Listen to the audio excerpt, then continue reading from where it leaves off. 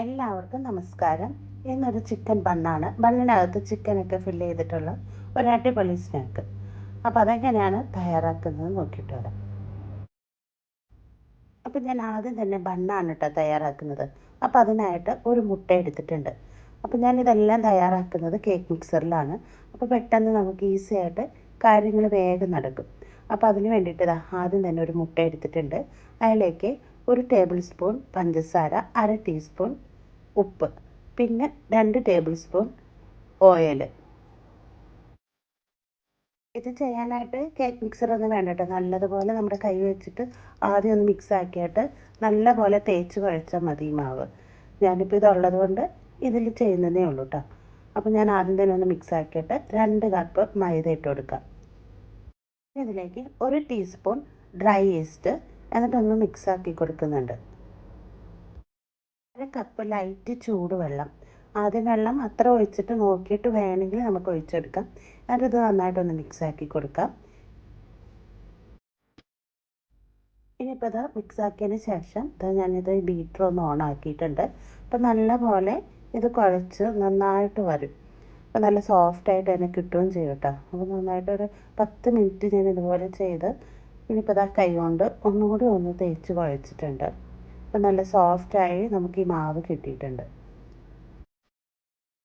ഇനിയിപ്പോൾ കൈ വെച്ചത് ഇതുപോലെ ഇങ്ങനെ മറിച്ചതുപോലെ ഒന്ന് ഷേപ്പാക്കി റൗണ്ടാക്കി എടുക്കാം. എന്നിട്ട് കുറച്ച് ഓയിൽ ഈ പാത്രത്തിൽ പിന്നെ മാവിൻ്റെ മുകളിലൊക്കെ ഒന്ന് തേച്ച് പിടിപ്പിക്കാം. ഇനിയിപ്പോൾ ഒരു ടവൽ വെച്ചിട്ട് അടച്ച് വെച്ചിട്ട് 45 മിനിറ്റ് നേരം നമുക്കിത് റെസ്റ്റ് ചെയ്യാൻ വയ്ക്കാം. അപ്പോഴത്തേനും നമുക്കിതിൽ ബണ്ണിൽ നിറയ്ക്കാനുള്ള ചിക്കൻ്റെ മസാല റെഡിയാക്കി എടുക്കാം. അപ്പോൾ അതിനായിട്ട് ഇതുപോലെ ഒരു പാൻ വെച്ച് കൊടുത്തിട്ടുണ്ട്. ഒരല്പം ഓയിൽ ഒഴിച്ചെടുക്കാം. ഒരു മീഡിയം സൈസ് സവാള കൊത്തി ഇട്ട് കൊടുത്തിട്ടുണ്ട്. അതൊന്ന് വഴന്ന് വരുമ്പോഴത്തേനും നമുക്കതിലേക്ക് ജിഞ്ചർ ഗാർലിക് പേസ്റ്റ് അത് ചേർത്തെടുത്തിട്ട് ഒന്ന് വഴറ്റിയെടുക്കാം.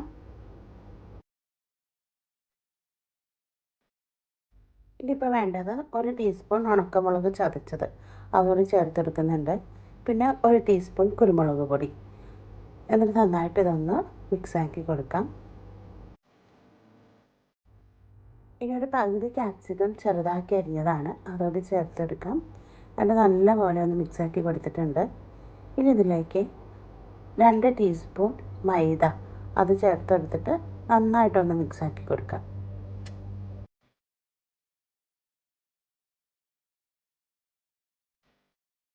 അപ്പോൾ മൈദയുടെയൊക്കെ പച്ചമണമൊക്കെ മാറിക്കഴിഞ്ഞതിന് ശേഷം അതിലേക്ക് ഒരു 1/2 കപ്പ് പാല്, പശുമ്പാലാണ് കേട്ടോ ഒഴിച്ചെടുത്തിരിക്കുന്നത്. അതും കൂടി ചേർത്തിട്ട് നന്നായിട്ടൊന്ന് മിക്സാക്കി കൊടുക്കാം. അപ്പോൾ അളവ് നോക്കിയിട്ട് ഒഴിച്ചാൽ മതി. ആദ്യം തന്നെ 1/2 കപ്പ് ഒഴിക്കണ്ട, കുറച്ച് ഒഴിച്ചിട്ട് കൊടുത്താൽ മതി. പിന്നെ ഇത് ചിക്കനാണ് കേട്ടോ. ചിക്കൻ വെറുതെ ഉപ്പും മഞ്ഞളൊക്കെ ഇട്ടൊന്ന് വേവിച്ച് വെച്ചതായിരുന്നു. അത് ഇതുപോലെ ഒന്ന് ചെറുതാക്കി പീസാക്കിയതാണ്. അതുകൂടി ഇട്ട് കൊടുത്തിട്ടുണ്ട്.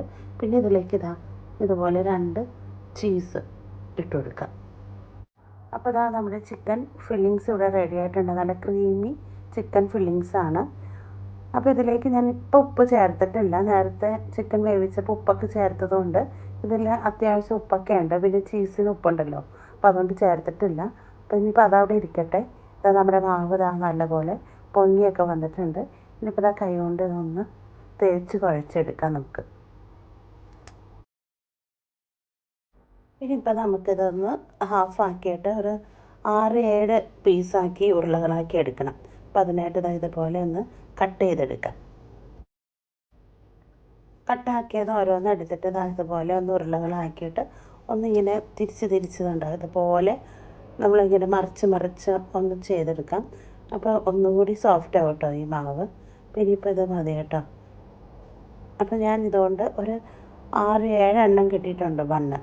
എന്നിട്ട് ഇതുപോലെ ഒന്ന് കവർ ചെയ്ത് വയ്ക്കാം. ഒരു അരമണിക്കൂർ നേരം നമുക്ക് കവർ ചെയ്ത് വെക്കണം. എന്നിട്ട് നമുക്കിത് ചപ്പാത്തിക്ക് പരത്തുന്നത് പോലെ പരത്തിയെടുക്കാം. കുറച്ച് പൊടി തട്ടിയിട്ട് വേണം കേട്ടോ ഇതൊന്ന് പരത്തിയെടുക്കാനായിട്ട്. ഇതുപോലെ എന്തെങ്കിലും ഇങ്ങനെ കോരുന്ന എന്തെങ്കിലും ഉണ്ടെങ്കിൽ അതിൽ ഇതിങ്ങനെ വെക്കുക. അപ്പോൾ നല്ല ഈസി ആയിട്ട് നമുക്ക് ഫില്ലിങ്സ് നിറയ്ക്കാൻ പറ്റും. അതുകൊണ്ടാണ് കേട്ടോ. അപ്പോൾ ഞാൻ ഒരു ബൗൾ വെച്ചിട്ട് ഇതുപോലെ ഒരു കോരുന്ന സംഭവം ഉണ്ടല്ലോ, അത് വെച്ചിട്ട് അതിലേക്ക് കുറേശ്ശെ ചിക്കൻ്റെ ഫില്ലിങ്സ് ഇട്ട് കൊടുക്കുകയാണ്.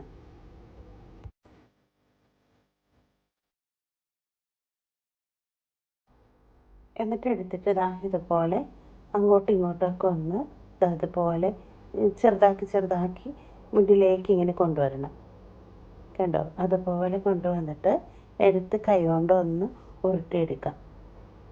കണ്ടോ? ഇത് പൊട്ടിപ്പോകുന്നൊന്നും പേടിക്കൊന്നും വേണ്ട കേട്ടോ. ഇതങ്ങനെ പൊട്ടിയൊന്നും പോകത്തില്ല കേട്ടോ ബേക്ക് ചെയ്തിട്ട് വരുമ്പോൾ. എന്നിട്ട് ഇതുപോലെ ഒന്ന് പ്രസ് ചെയ്ത് കൊടുത്താൽ മതി. എന്നിട്ട് കൈ കൊണ്ട് പതുക്കെ ഇതുപോലെ ഒന്ന് ഉരുട്ടി കൊടുക്കുക.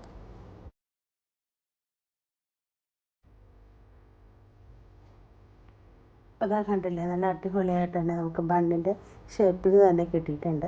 അപ്പോൾ എല്ലാം ഇതുപോലെ ഒന്ന് ചെയ്തെടുക്കട്ടെ കേട്ടോ. അപ്പോൾ എല്ലാ ബണ്ണും ഇതുപോലെ ആക്കിയെടുത്തിട്ടുണ്ട്. ഇനി ഒരു ടവൽ വെച്ചിട്ട് ഒരു 10 മിനിറ്റ് നേരം കൂടി റെസ്റ്റ് ചെയ്യാൻ വെക്കണം. എന്നിട്ടാണ് അവനിൽ വെച്ചിട്ട് നമ്മളിത് ബേക്ക് ചെയ്തെടുക്കുന്നത്.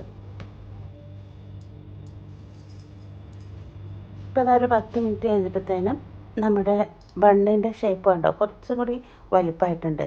ഇനിയിപ്പോൾ ഒരു മുട്ട എടുത്തിട്ടുണ്ട്. അത് ഇതിലൊന്ന് ബ്രഷ് ചെയ്ത് കൊടുക്കാം. എല്ലാത്തിലും ഇതുപോലെ ഒന്ന് ബ്രഷ് ചെയ്ത് കൊടുക്കാം കേട്ടോ. ഇനിയിപ്പോൾ കയ്യിലുണ്ടെങ്കിൽ വെളുത്ത എള്ള് അത് ഇതിൻ്റെ മുകളിലൊന്ന് ഇട്ട് കൊടുക്കാം. ഉണ്ടെങ്കിൽ മാത്രം മതി കേട്ടോ, ഇത് നിർബന്ധമൊന്നുമില്ല. ഇപ്പം എൻ്റെ കയ്യിലുള്ളതുകൊണ്ട് ഞാനത് കൂടി ഇട്ട് കൊടുക്കുന്നുണ്ട്.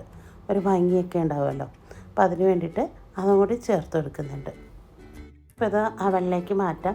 അപ്പം ഞാൻ ആദ്യം തന്നെ ഒരു 10 മിനിറ്റ് പ്രീ ഹീറ്റ് ചെയ്യാൻ വെച്ചിട്ടുണ്ടായിരുന്നു. ഒരു 30 മിനിറ്റ് മതി കേട്ടോ നമുക്കിത് ബണ്ണായിട്ട് വരാനായിട്ട്. അപ്പോൾ നമുക്കൊരു 30 മിനിറ്റ് ബേക്ക് ചെയ്തെടുക്കാം.